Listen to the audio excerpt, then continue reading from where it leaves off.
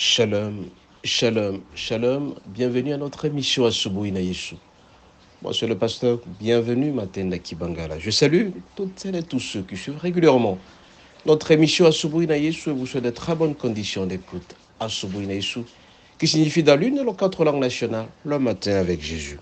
Bien-aimés, ce matin, notre thème s'intitule Sur le chemin de la vie, nous aurons toujours des ennemis. Sur le chemin de la vie, nous aurons toujours des ennemis. Un ennemi, c'est qui, bien-aimé? Un ennemi, c'est celui qui s'oppose à votre projet, celui qui ne vous aime pas. Et si donc, vous devez savoir que tout le monde ne va jamais vous aimer. Tout le monde ne voudra jamais votre bonheur. Tout le monde ne voudra jamais votre bien. Tout le monde ne vous aimera jamais. Vous n'êtes pas comme l'eau. C'est l'eau qu'on peut aimer, on peut boire, on peut se laver et tout ça. Mais sur le chemin de la vie, tu rencontreras toujours des gens qui ne vont jamais t'aimer. Les gens sont tellement méchants. Ils sont très mauvais. La méchanceté est là. Les gens ne voudront jamais que vous soyez nombreux. Raison pour laquelle ce matin, je vous préviens tout simplement que sur les chemins de la vie, vous aurez toujours des ennemis. Ainsi donc, pour illustrer cela, bien-aimé, nous allons passer par Matthieu 13, du 24e au 30e verset, du 36e jusqu'au 43e verset. On nous parle d'un homme qui a sémé du blé. Mais la nuit, à minuit, 1 heure du matin, quelqu'un s'est donné le luxe de prendre l'ivraie et de mettre ensemble. Et comme vous le savez, bien-aimé, le blé et l'ivraie, ce sont deux produits qui sont presque similaires. Alors quand il faut commencer à croître, le blé aura du mal à se développer parce que tout simplement, l'ivraie est là. Et alors on a proposé au semeur de pouvoir enlever l'ivraie, mais il a dit, il sera difficile. Si jamais j'enlevais l'ivraie, en même temps, les blés ne seront jamais évolués. Il faut les laisser et par après, c'est à la fin que nous allons les chasser. Bien-aimé, ce matin, c'est un ennemi qui a fait ça. Un ennemi qui ne vous aime pas. Alors un ennemi, c'est quelqu'un qui ne voudrait jamais que votre projet puisse réussir. Quelques vérités sont à présenter, bien-aimé. Un homme a un projet, il a un rêve, il veut le matérialiser, il sème son blé. Il a pris tout son temps entre le travail, nuit et jour, pour réaliser un projet. Et par contre, bien aimé, la deuxième vérité, c'est que vous avez un rêve positif, mais un autre qui ne vous aime pas. Vous voulez étudier, vous avez déjà étudié, vous avez réussi votre vie, vous commencez à prospérer, mais il y a des gens qui sont contre vous. Vous avez un projet à présenter, les gens s'opposent à vous. Vous êtes en train d'évoluer seulement, les gens de colporter, ils sont en train de vous accuser par-ci, par-là, parce qu'ils ne vous aiment pas. Dans votre couple est en train de prospérer. Mais la troisième personne entre et commence à raconter n'importe quoi. Et l'homme et la femme commencent à devenir dans la dislocation, dans le querelle. Ce sont les ennemis. Bien-aimés, faisons attention à ce monde-là. Vous avez un projet, vous voulez réussir, mais d'autres sont là pour vous détruire tout simplement. Alors regardez dans cette histoire de l'ivraie et le blé.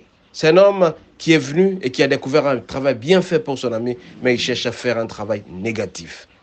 Cherche un travail négatif pour déranger sérieusement les projets de son ami. Il cherche à contrecarrer le plan de celui qui a semé les blés pour que le blé ne marche pas normalement. On l'appelle son ennemi.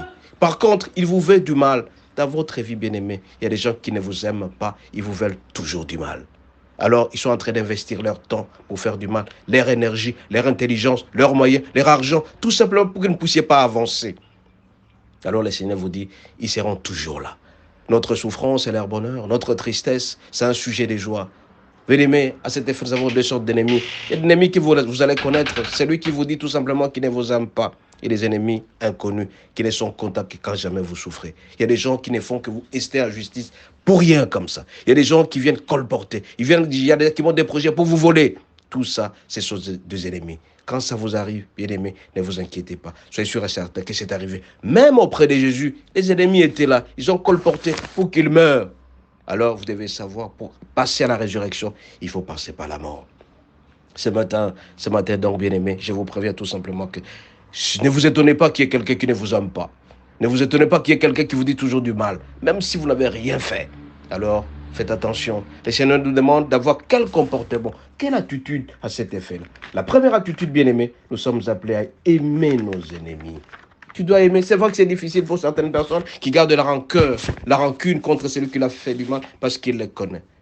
Nous devons aimer notre ennemi. Deuxième élément, bien aimé, nous sommes appelés à nous attacher à Dieu. Quand tu es attaché à Dieu, tu es en alliance avec lui, tu ne vas jamais te gêner parce que tu sauras tout simplement que ça devait arriver. Donc pour atteindre un niveau, tu dois passer par les ennemis qui ne t'aiment pas et qui par contre à un certain moment seront un tremplin pour vous pour aller de l'avant.